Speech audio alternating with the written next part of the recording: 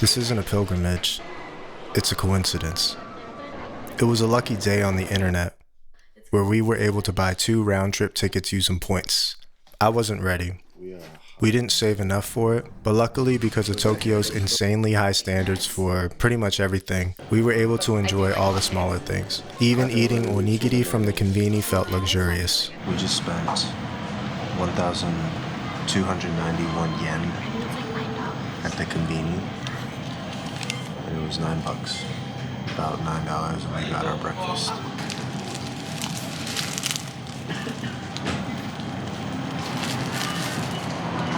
Oh, mine's a little different.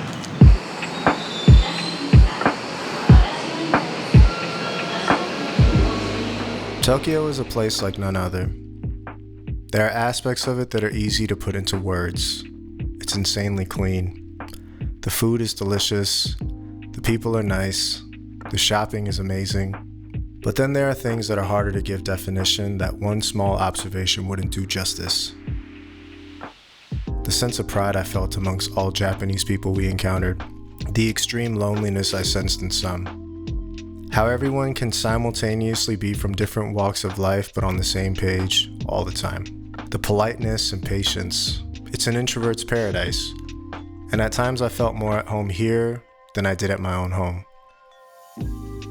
We stayed in Ginza. For the common tourist, it's Tokyo's upscale neighborhood. Lots of food, lots of shopping. It was most definitely a beautiful vibe, but not completely my vibe. I preferred neighborhoods like Shibuya, Shinjuku, and Harajuku. For the watch nerd, the Seiko lover, Ginza is Mecca. The Seiko Museum is a beautiful place. I was able to see some of the most beautiful and historic references Seiko made, and lots of older timekeeping technology. It's cool, being in a country where the culture is enriched by something as meaningful as timekeeping. I don't ever feel like that in America, and I never felt like this when visiting Korea either. Preservation is high on the list in Japanese culture. This isn't something that's printed out in some tourist pamphlet, but something I observed during my time there. All the watch stores and camera stores I visited, everything is displayed perfectly and beautifully. Vintage devices and goods almost feeling like brand new products. I wasn't ready for this trip financially. I didn't have much of a budget for watches. The dream is to buy your Grail Grand Seiko in Tokyo, but I couldn't swing it. When I went to the Ginza flagship store, I saw the SBGA027. That watch was absolutely insane. Urushi dial, perfect wearing dimensions, even has the crescent moon second hand, which is a nod to the Crador H2. It would have set me back around $1,200 US, but that was on day 1 of our exploration of Tokyo, so I decided to wait and see what else I could find. First world problems sound like this. I hate that I can't get a Spring Drive while I'm in Tokyo. I wish I didn't get so bent out of shape about it, but the reality is, I know right now I have to keep it real with myself and my family. I've gotten in trouble in the past with impulse spending, and staying in budget was the wise thing to do. Out of all the boutiques I went to in Tokyo, House Kihiroba was my favorite. The staff is very pleasant, and the selection of watches that they had in their main boutique in Shibuya is jaw-dropping. It was amazing. I didn't shoot any footage inside the boutique because that's not really the vibe in Tokyo right now. I even asked my saleswoman if she could take a photo with me, and she politely refused. I originally went to this boutique to see about an SBGA027. Gorgeous midnight blue Spring Drive from the Heritage Collection. House Kihiroba had one pre-owned with box and papers for $2,300 US. But sitting right next to it was a watch that completely caught me off guard. This is my SBGA027 in stainless steel.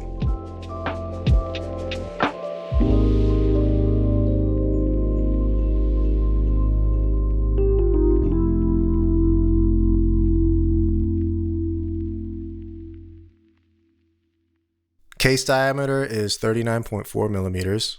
With the crown guards, it's 41.2 millimeters. Lug to lug is 46.4 millimeters. Lug width is 19 millimeters, and case height is 12.4 millimeters. This is usually the case for most watches, but especially for Grand Seiko, pictures do not do justice. When this watch got pulled out of the display, it lit up like a diamond. Zaratsu polishing is insane. The stainless steel indices pop like jewels in the light. The Dauphine-style hands glisten like Hattori Hanzo's swords. The bezel is basically a mirror and reflects everything perfectly that comes into its sight. The rehide is mirror finished and help bounce the light behind the sapphire crystal. One genius thing about the indices and hands is this thin ivory line at the center. Zaratsu is known for going completely black in certain lighting conditions, so this thin line of ivory keeps things legible in all lighting conditions. There is no lume on this watch, and I don't think it needs it. The dial is a glossy black finish. Reflections are high and can be hard to read sometimes. The Seiko logo and the GS logo are applied, with Grand Seiko and Spring Drive printed. This GS is from 2009 and features the double brand dial. I feel like the majority enthusiasts don't like having Seiko logos on Grand Seikos, but I'll tell you my thoughts about that later. I'm a pro power reserve indicator on the front type of person. It kind of makes no sense and throws the balance of the dial off completely. It's placed in such a random spot on the dial, but for some reason I love it so much, especially on this double brand dial. The case shape is unique. It's like a modified 44GS with slimmer side profiles and large crown guards. I typically don't go for crown guards on watches, but for this watch I had to make an exception because I love the dial so much. I love the case back of this watch. The GS Lion logo makes this watch look vintage, however I wish it was gold filled like some vintage GS references. Water resistance is 100 meters. The use of brushing and polishing is done to perfection all along the case sides and lugs. The lugs are drilled to make strap and bracelet swaps easy. This is definitely one watch collection worthy and can be dressed up and down with ease. The screw down crown is signed GS and very easy to grip. The bracelet is fine. It tapers down to 18 millimeters and is smooth to the touch. When compared to the SARB, you can tell the slight elevation in quality with the GS, but nothing too drastic. The clasp is clean and done really well, in my opinion. This watch's best feature is its 9R65 spring drive movement. Hybrid quartz and mechanical, with an accuracy of plus or minus 1 second per day, this watch, when fully wound, will last 72 hours. Spring drive movements are most famous for their gliding second hand. No ticks. It just magically glides around the dial. It's hypnotizing.